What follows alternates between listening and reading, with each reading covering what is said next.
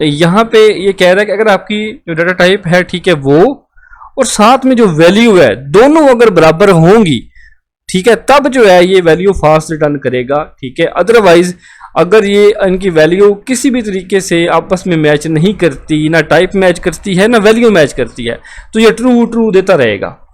समझ आ रही है? तो ये चलता है उसके इनके ना उल्ट चलता है। फिर आता है ग्रेटर देन। ये तो आपको पता ही होगा ग्रेटर देन का क्या मतलब होता है। इस साइड पे जो वैल्यू है वो ज़्यादा अगर होगी, ये देखें x की जो वैल्यू है ठीक है वो y से ज़्यादा होनी चाहिए। तो x की जो वैल्यू है क्या 100 है और उसकी क्या वैल्यू है 50, कम है, ओबियसली आपका आंसर आएगा ट्रू ठीक है। अगर आप इसकी वैल्यू कम कर देंगे ठीक है तो फिर इसका जो आंसर आएगा वो फॉल्स आ जाएगा। सिंपल, ये तो आसान सा काम है। ये देखें सेम एज इट इज, जो लेस देन है वो भी सेम टू सेम ऐसे ही काम करता है। फिर ग्रेटर देन और इक्वल टू भी है कि मतलब ग्रेटर देन भी हो ठीक है या उसके इक्वल हो, दोनों चीज़ें हो, मतलब इसमें आएगा या फिर ठीक है। अब यहाँ पे क्या है, दोनों वैल्यू क्या है आपस में बराबर हैं। ये इससे ना तो बड़ी है और ना छोटी है, बराबर है, तब भी इसका आंसर क्या आ रहा है ट्रू आ रहा है। तो यहाँ पे अगर आप इसकी वैल्यू 6 भी कर देंगे ना 60 कर देंगे तब भी इसकी जो आंसर आएगा ना वो आएगा ट्रू ही आएगा। लेकिन जब मैं यहाँ पे इसकी वैल्यू कर दूंगा 40 तो तब ये जाके कम हो जाएगा। ये देखिए फॉल्स हो गया।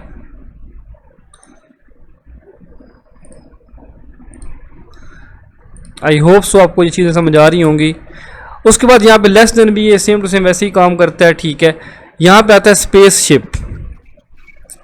Return an integer less than equal to और greater than 0 depending on if the x is less than, कर लेते हैं जी। यहाँ पे आते हैं जी, यहाँ पे ये चीज़ें दी गई हैं ठीक है। यहाँ पे x की जो वैल्यू है उसने दी है 5, यहाँ पे y की वैल्यू दी है उसने 10। तो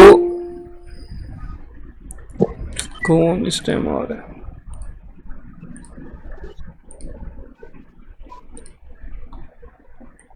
अब यहाँ पे इसने क्या करना है, अगर ये जो है इसकी जो वैल्यू है इसकी वैल्यू 5 है ठीक है और इसकी वैल्यू यहाँ पे इसने 10 दी हुई है। ये कह रहा है 10 जो है x is less then y, बिल्कुल x is less then y है ठीक है, और y जो है वो ग्रेटर देन है x से। तो यहाँ पे जो वैल्यू आएगी वो आएगी, एक ये वैल्यू है, दूसरी ये वैल्यू है, तीसरी ये वैल्यू है। यहाँ पे देखिए इसका मतलब ये बनता है कि x की जो वैल्यू है ठीक है वो y से कम होनी चाहिए ठीक है, और y की जो वैल्यू है वो इससे बड़ी होनी चाहिए, और साथ में या तो इक्वल टू हो ठीक है। तो ये जो वैल्यू रिटर्न करेगा वो -x रिटर्न करेगा ठीक है, क्योंकि जो है वो x जो है वो लेस देन है y से। यहाँ पे आते हैं रिटर्न 0 उसने करना है, वैल्यूज आर इक्वल 10 तो 10 ये दोनों वैल्यू सेम टू सेम है तो उसने 0 रिटर्न कर देना है। अगर ये उल्ट होगा ठीक है तो वो प्लस का साइन कर देगा। मतलब क्या है कि अगर जो 15 है ठीक है वो ओबियसली से बड़ा है और 10 जो है वो से छोटा है ठीक है, जो वैल्यू आएगी वो प्लस का साइन आएगा। मतलब ये यूज ज़्यादातर कहाँ पे होता है, ये होता है जहाँ पे आपने पेंडिंग अप्रूव्ड और करना हो ना, वहाँ पे सस्पेंड करना हो, मतलब आप चाहते हो कि जो स्टेटस मेरा है ना ठीक है वो डिलीट ना हो ठीक है। अगर एडमिन उसको अप्रूव करे ठीक है तो उसका जो साइन है वहाँ पे वो मतलब यहाँ पे माइनस में क्या हो जाएगा, सस्पेंड हो जाएगा, इसमें हो जाएगा डिसमिस या डिसेबल कर दो, यहाँ पे इसको अप्रूव कर दो। तो ये आप जो है ना यूज़ करते हो स्टेटस के लिए कि अगर यहाँ पे ऐसे करके वैल्यू हुआ है तो एडमिन उसको अप्रूव करे, लॉगिन करना हो तो फिर लॉगिन के लिए आपका ईमेल ओके हो, पासवर्ड भी ईमेल ओके हो, पासवर्ड ओके हो ठीक है, और साथ में अप्रूव्ड भी हो तब वो लॉगिन हो। तो ये बेसिकली जब आपने जो है स्टेटस के ऊपर काम करना हो ठीक है तब ये चीज़ें यूज़ होती हैं। स्पेस शिप इसको कहते हैं। वैसे मैंने ये यूज़ अपने प्रोजेक्ट में कहीं भी नहीं की, कहीं भी नहीं की, तो टेंशन इस बात की है ही नहीं। अगर समझ आई है तो ठीक है, नहीं है तो मैं समझा देता हूँ आपको। समझ आइए इस चीज़ की। गुलाम आपको स्क्रीन शेयर नहीं हो रही?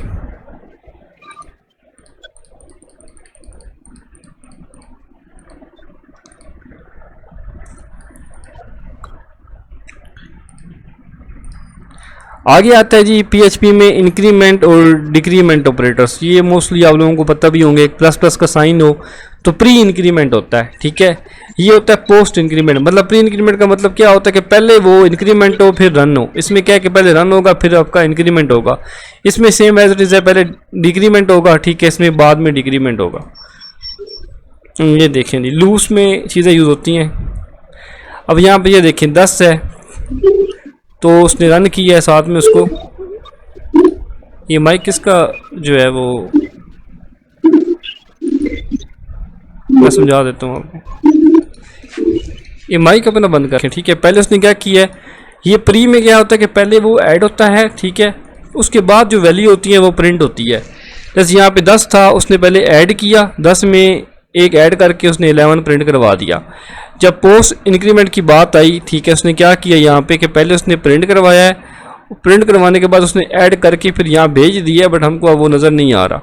इसी तरह डिक्रीमेंट में भी सेम ऐसे ही होता है, ठीक है। आगे चलते हैं, लॉजिकल ऑपरेटर क्या होते हैं। अच्छा, ये हमारे प्रोजेक्ट में यूज़ हुए हैं और बड़े यूज़ हुए हैं, ठीक है। इनका ज़रा गौर से समझ लें, एक्टिव होके बैठ जाएं। किसी को पता है तो बता भी सकता है, कोई बंदा है जिसको ये चीज़ें पता हो, सारी लॉजिकल ऑपरेटर के बारे में पता हो। वैसे मैंने पढ़ाया तो हुआ है।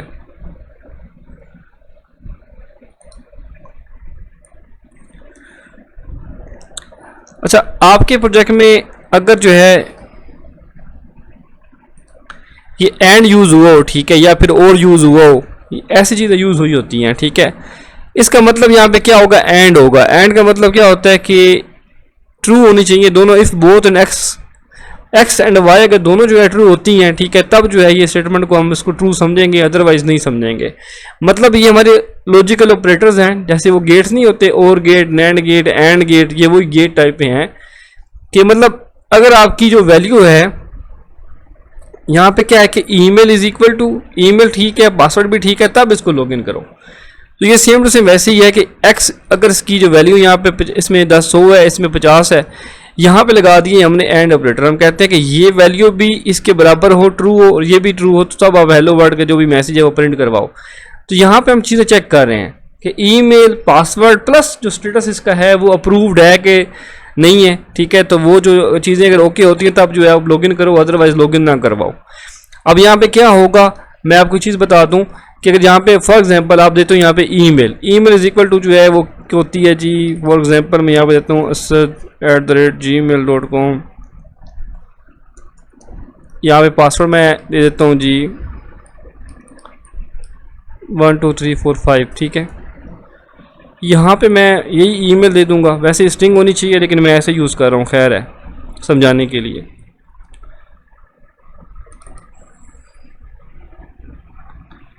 अब यहाँ पे मैंने ईमेल दी, पासवर्ड दिया। अगर ये दोनों चीज़ें डेटाबेस में जाके वहाँ से मैच होती हैं तब जाके आप लॉगिन करते हो, ठीक है।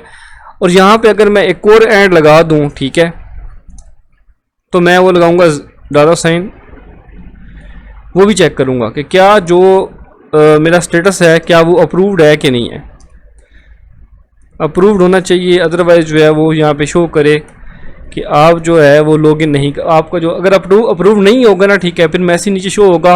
मैं नीचे एक और इफ़ की स्टेटमेंट लगाऊंगा, ठीक है, उसमें लिखूंगा कि भाई अगर जो है स्टेटस जो है अगर वो अप्रूव नहीं होता फिर आप मैसेज शो करवाओ कि please contact with your admin for approval, ठीक है।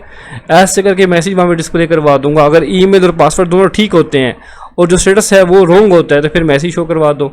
तो ऐसे करके मतलब एंड ऑपरेटर यूज़ होता है। मतलब इसका मतलब सिंपल आप ये वर्डिंग में समझें कि दोनों चीज़ें या जितनी दफ़ा ये एंड यूज़ होगा तो दोनों चीज़ें, बोथ चीज़ें जो होंगी ना वो सारी आपकी ट्रू होनी चाहिए। इनमें से एक भी चीज़ फॉल्स होगी तो आपका मैसेज रिटर्न होगा वो फॉल्स होगा। और में क्या होता है, दोनों में से कोई एक चीज़ भी ट्रू है तो आप चला दो। फिर होता है एक्सोर, ठीक है। इसमें क्या है कि ट्रू इफ़ इधर एक्स और Y is true but not both, कि दोनों में से क्या होंगी कि दोनों जो चीज़, दोनों जो स्टेटमेंट्स हैं, ठीक है, अगर होती हैं ये उल्ट चलेगा ना, मतलब कि उसमें क्या आता है कि दोनों चीज़ें ट्रू हों या फिर दोनों में से कोई एक चीज़ ट्रू हो। तो वो क्या थी आपकी जो है वो जो वैल्यू होती चल जाती थी, ठीक है। अब इसमें क्या है कि यहाँ पे आपने वैल्यू दी हुई है, ये भी वैल्यू दी हुई है, ठीक है। इसमें 80 कर दी है, 80 यहाँ पे नहीं है, 50 है, तो यहाँ पे इसने प्रिंट करवा देना है। मतलब इसने क्या किया, इसको देखा, ठीक है, और इसको देखा और ये चेक किया यहाँ पे कि कोई चीज़ इसमें तो मिस्टेक है, लेकिन फिर भी इसने जो है प्रिंट करवा दिया है। तो ये बेसिकली ये होता है।